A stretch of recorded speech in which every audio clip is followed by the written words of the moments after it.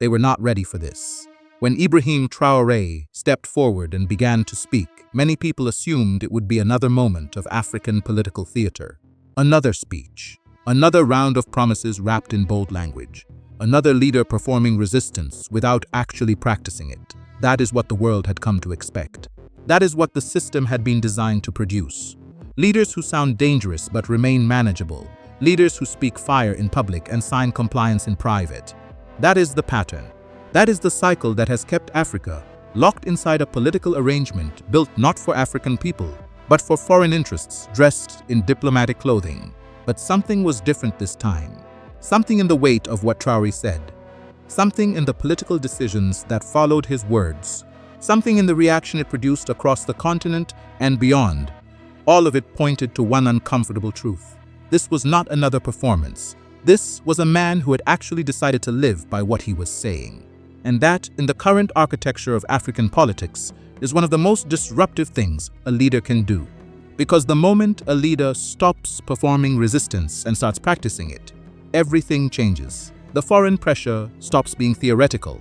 The internal opposition stops being polite. The allies start calculating, and the critics are forced to either engage seriously or expose themselves. That is what happened here. And that is why this moment now belongs to a wider African story that is still unfolding. Before we continue, let us know in the comments where you're watching from. And don't forget to like, share, and subscribe to the channel. To understand why Traoré's rise has been described by many across the continent as a new benchmark, you have to understand what he walked into. Burkina Faso was not a country in normal political circumstances. It was a country that had been inside a cycle of instability, external dependency, and military transition that left ordinary people exhausted and skeptical. Foreign military presence had not delivered security. International partnerships had not delivered development. And the political class that had managed those relationships had not delivered dignity. The country was bleeding. Communities were under siege. People were displaced. And the international response, for many observers, felt like a performance of concern without any serious accountability for how the situation had been allowed to deteriorate. Into that environment, Traoré arrived, young, unapologetic, and carrying a message that was not designed to comfort foreign capitals. It was designed to address the actual political condition of his country and of the wider region. He began to say things that the old political framework in Africa had trained leaders not to say publicly. He challenged the presence of foreign forces on African soil. He questioned the terms of international partnerships that critics had long argued were structured to benefit external economies more than African ones. He connected the security crisis in the Sahel directly to decades of foreign policy decisions that had destabilized the region while claiming to support it. For many observers, these were not new arguments. Analysts, activists, and ordinary African citizens had been making these same points for years.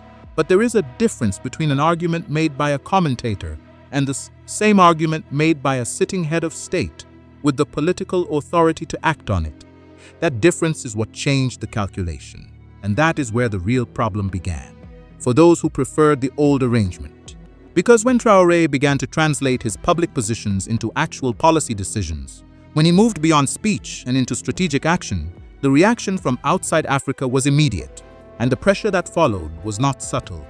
Critics of his government argued that the transition has not resolved the humanitarian situation. They point to security challenges that remain unresolved. They raise questions about governance and human rights. These are serious concerns and they deserve serious engagement. But what many Africans watching this story found striking was the speed and the intensity with which foreign governments and international institutions mobilized against Traoré's government compared to the relative quiet that had surrounded the failures of the previous arrangements they had supported. That contrast was not invisible, and for many people across the continent, it confirmed something they had long suspected.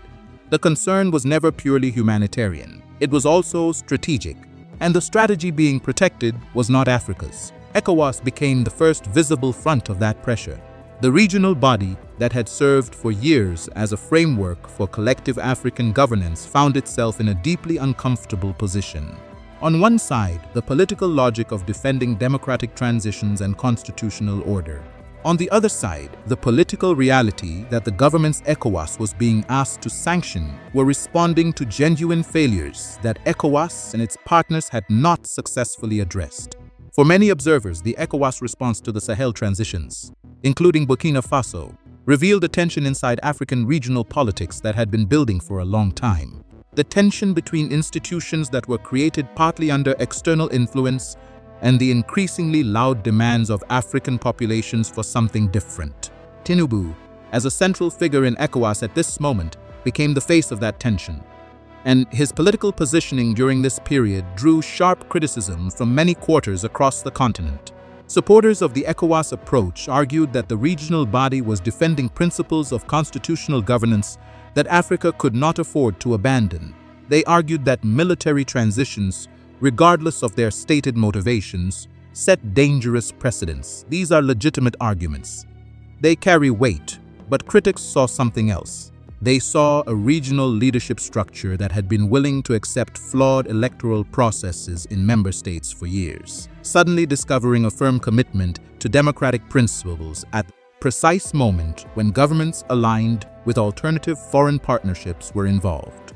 That inconsistency was difficult to ignore, and for many Africans watching, it was impossible to unsee. This is what made Traoré's continued defiance so politically significant. Every time pressure was applied and he did not fold, the image of the pressure itself became part of the story, and the story started to raise questions that went far beyond Burkina Faso. Who is ECOWAS really protecting? Who does the regional pressure serve? And who decided that the same governments that produced the conditions requiring military intervention were the right ones to judge the legitimacy of the response? These questions did not originate with Traoré, but his survival inside the pressure gave him new political oxygen. Then France became the next front, and this is where the continental dimension of the story fully opened. France's political relationship with its former colonies in West and Central Africa has been one of the most documented and most contested arrangements in modern African history. The currency structure, the military agreements, the intelligence relationships, the political appointments that critics argue were influenced from Paris. The pattern had been written about, debated, and condemned for decades. But the arrangement had survived because it had found enough political partners within Africa willing to maintain it. Traoré's government moved against that arrangement directly. The decision to end the presence of French military forces on Burkina's soil was not a small administrative move. It was a symbolic and strategic rupture with a system that had defined the political limits of sovereignty for generations of leaders in the region. France's response confirmed how seriously that rupture was taken. The diplomatic tensions that followed, the public statements, the shift in international media framing of the Burkinabe government, the discussions in European capitals about the changing security landscape, all of it pointed to one reality. What Traoré had done was not just a bilateral policy decision. It was a challenge to a regional architecture that had been maintained for decades. And suddenly, this was no longer just about Burkina Faso. Mali had moved in a similar direction. Niger had followed. The AES, the Alliance of Sahel States, began to take shape not just as a security arrangement but as a political statement. A statement that said, the old terms are no longer acceptable. The old arrangements will no longer be maintained. And the old partners will no longer be the ones who define the limits of our sovereignty. For Pan-African movements across the continent and in the diaspora, this was a moment that carried deep historical resonance. The Sahel had become, in the political imagination of millions of Africans, a front line in a much older struggle. Not a perfect front line, not without complications, not without serious internal challenges, but a front line nonetheless. That is what made the international response feel so charged, because the response was not just to 3 military governments in West Africa. The response was to a signal that was being read across the continent. And many leaders outside the Sahel were watching very carefully. This is where the benchmark question became sharper, because the political pressure that Traoré and the AES were absorbing began to reveal something uncomfortable about the choices other African leaders were making. Ramaphosa's South Africa, navigating its own complex set of international relationships, maintained a more measured public position. The South African model has always balanced continental solidarity with pragmatic engagement with global powers. Critics argue this balance has sometimes tilted too far toward accommodation. Supporters argue it reflects the reality of South Africa's economic exposure and its responsibility to its own citizens. But the contrast with Traoré's approach was becoming visible, and visibility creates pressure. Kagame in Rwanda continued to operate as a leader who projects African agency while maintaining strategic relationships that critics argue contain their own dependencies. His political model is admired for its efficiency and criticized for its limits on domestic political space. The Rwandan example occupies a complicated place in any conversation about African sovereignty. Julius Malema in South Africa continued to amplify the political arguments that Traoré was embodying in governance, translating the AES political energy into the South African domestic conversation and connecting it to the EFF's own framing of the anti-colonial struggle. Malema understood what Traoré represented politically, and he made sure his audience understood it too. But understanding a symbol and being responsible for governing a country under extraordinary external pressure are two different challenges. And the question that Traoré's example was beginning to force onto the continental political table was this: what does actual sovereignty cost, and who is prepared to pay that cost? Because the cost is real. The international financial system has leverage over African economies that cannot be wished away with a speech. The infrastructure dependencies that decades of underdevelopment and conditional aid have created do not disappear when a leader decides to be bold.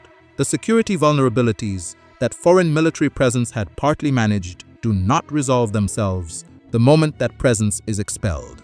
Traoré and the AES governments have faced all of these realities, and critics have pointed to the consequences. The security situation in parts of Burkina Faso has remained deeply serious.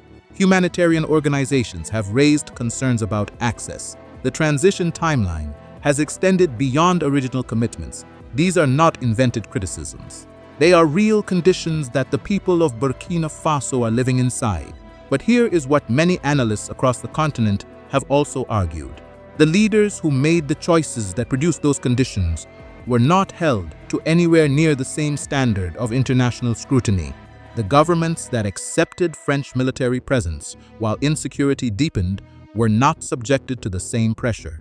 The leaders who signed IMF agreements while poverty deepened were celebrated at international forums.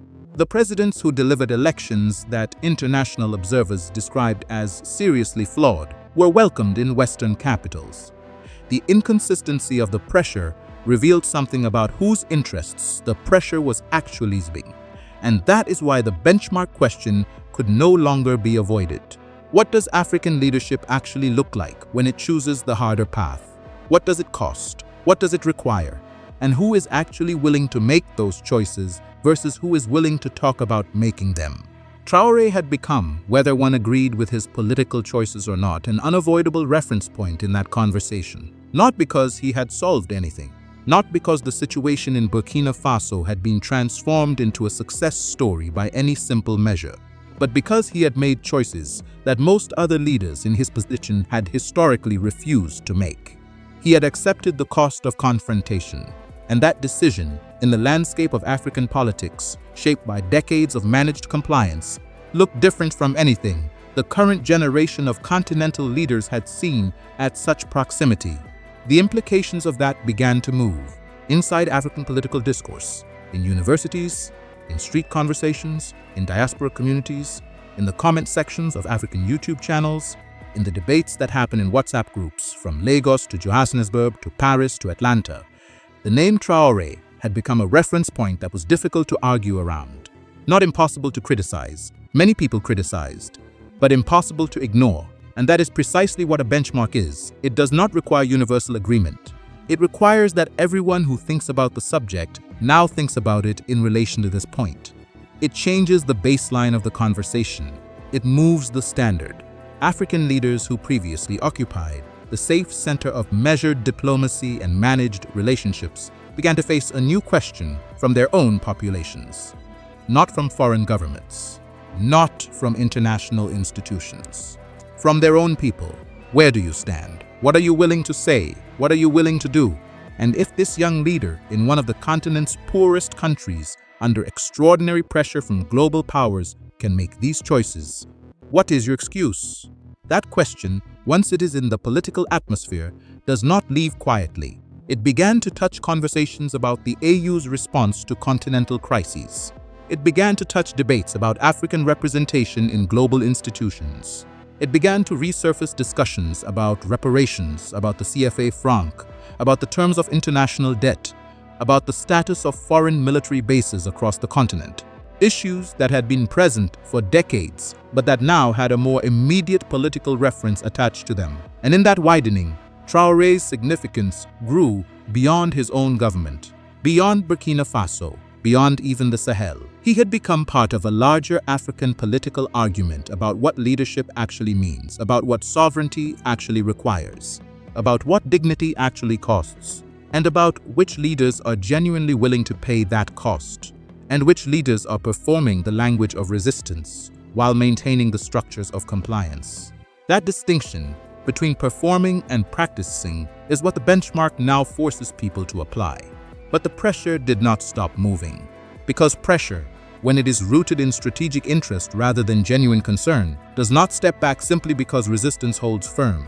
It recalibrates, it finds new entry points. It shifts from direct confrontation to slower, quieter forms of destabilization.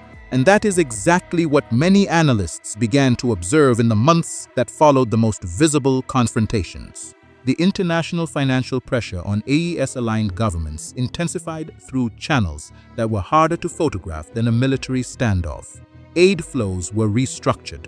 Development financing conditions tightened.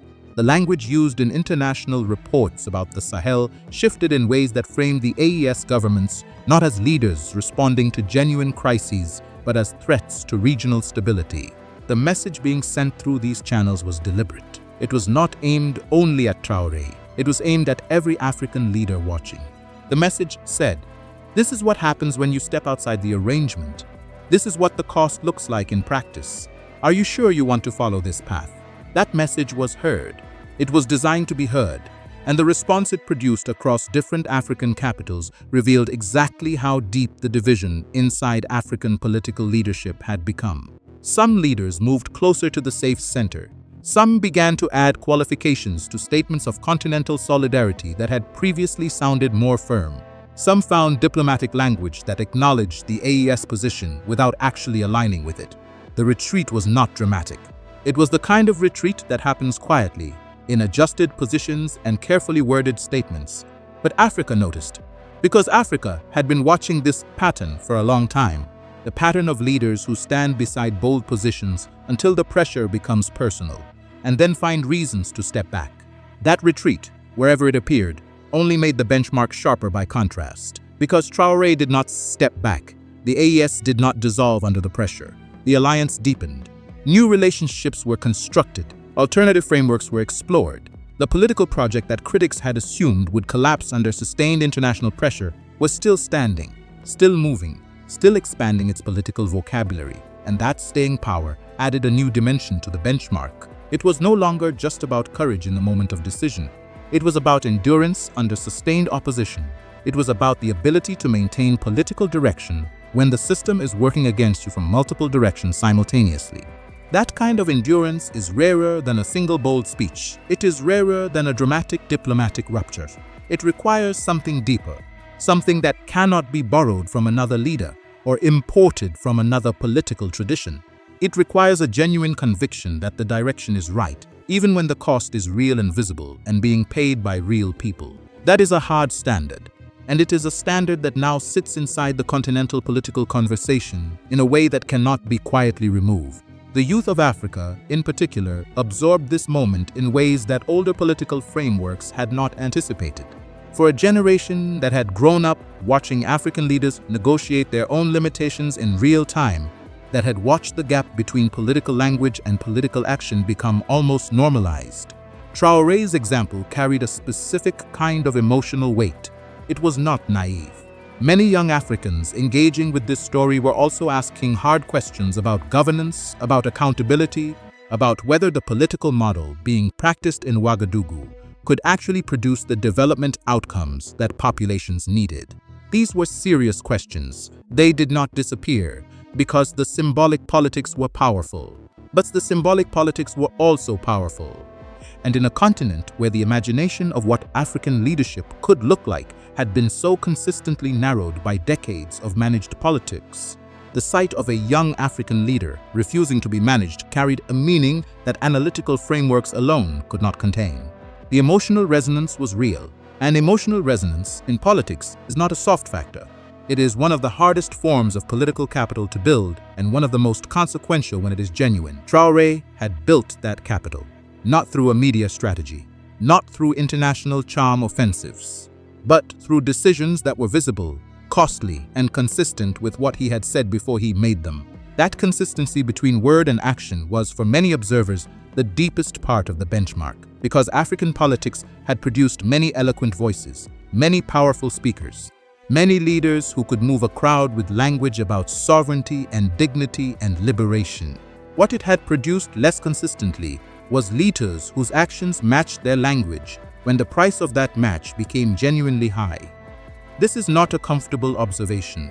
It is not meant to be. The political history that produced this pattern is a history of genuine external pressure, of real structural constraints, of assassinations and coups and economic strangulation used against leaders who moved too far outside the acceptable limits. The fear that shaped compliance was not invented. It was learned through blood. But the generation watching Traoré now is also carrying that history. They know what the pressure looks like. They know what the cost can be. And they are watching to see whether the calculation has changed. Whether the moment has arrived when the pressure of staying inside the old arrangement is becoming greater than the pressure of stepping outside it. Because that is ultimately the political question that the Sahel moment is posing to the continent. Not whether every leader should make the same choices Traoré made.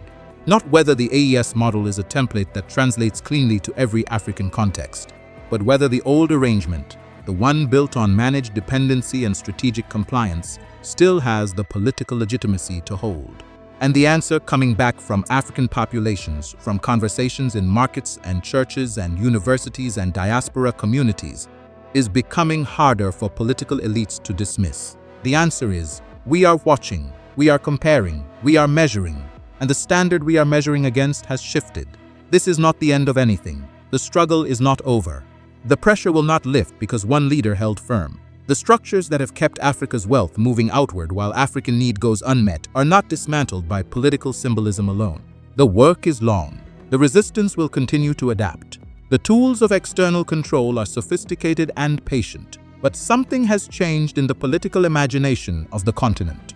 And political imagination, when it shifts, does not shift back easily. Africa is not just watching what Traoré does next. Africa is watching what everyone else does next. More leaders will face that question. More populations will begin to apply that measure. More conversations will use this moment as a political anchor. And the leaders who thought they could continue to occupy the comfortable middle, speaking the language of African dignity, while maintaining the arrangements of African dependency, will find that middle increasingly difficult to defend. Because a benchmark has been set, not by agreement, not by consensus, but by action. And action, in the end, is the only language that history actually remembers. What happens next is not yet written. The security situation in the Sahel remains deeply serious. The international pressure on the AES governments has not disappeared. The challenges of governance, of development, of building genuine alternatives to the structures that have been rejected. None of that is simple or resolved. But the conversation has changed. The standard has moved. And the question that has now been placed in front of every African leader who claims to speak about sovereignty, about dignity, about liberation, is no longer theoretical. Africa is watching, and this time it is watching with a measure in hand.